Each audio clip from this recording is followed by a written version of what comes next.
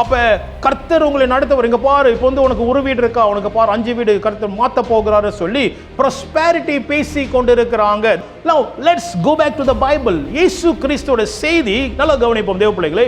இயேசு கிறிஸ்துவோட செய்தி எப்பொழுதும் ராஜ்யத்தை குறித்து தான் ஆண்டவர் பேசினார். The message of Jesus is always about the kingdom.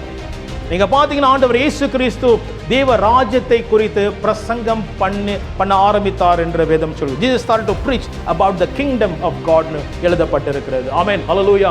அது மட்டுமல்ல, நீங்க நல்லா பார்த்தீங்கன்னா அப்போஸ்தலர் 1வது அதிகாரம் 3வது வசனத்துல பார்த்தீங்கன்னா ஆண்டவர் அப்போஸ்தலர் உயிர்த்தெழுந்த பிறகு அப்போஸ்தலர்ட்ட வரும்போது ஆண்டவர் எதை குறித்து தெரியுங்களா பேசினார்?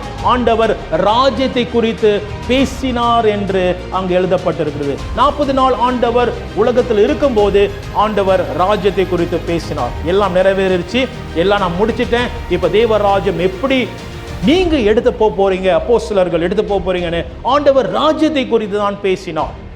ஹல்லேலூயா. அப்ப ஆண்டவரோட மெசேஜ் வெரி கிளியர். ஜீசஸ் எப்பொழுதும் ஆண்டவர் இயேசு கிறிஸ்து எப்பொழுதும் அவரோட செய்தியில வந்து நான் காசு கொடுப்பேன்னு வேதத்தில் எழுதப்பட கிடையாது.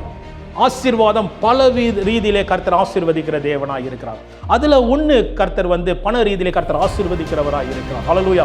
இல்லைன்னு கிடையாது. ஆனாலும் ஆண்டவர் ஆசீர்வதிப்பது இது ஒண்டிதான். அதனாலதான் அந்த அந்த அந்த மூவ்மெண்ட்ல எப்படி காமிக்கிறாங்க அநேக இடத்துலனா, கர்த்தர் உங்களுக்கு காடி கொடுக்க போறார், கர்த்தர் உங்களுக்கு வீடு கொடுக்க போறார், கர்த்தர் தெரியுங்களா என்னது உங்களுக்கு வந்து தெரியுங்களா பணத்தை கொடுக்க போறார், இப்படி செய்ய போறார், அப்படி செய்ய போறான்னு சொல்லி எல்லாம் வந்து தேவனை பார்க்கிலும் தேவனுடைய ராஜ்யங்கள் பார்க்கிலும் தெரியுங்களா இருக்கிற என்னது சரீர பிரகாரமான என்னது பொருட்கள் மேல ஆசை போயிருச்சு. கவனிச்சீங்களா? God will not lead us to materialistic things. ஆண்டவர் காரியத்தின் மேல ஆண்டவர் நோக்கத்தை வைக்க மாட்டார், மேலான ராஜ்யத்தை குறித்து ஆண்டவர் வைப்பார்.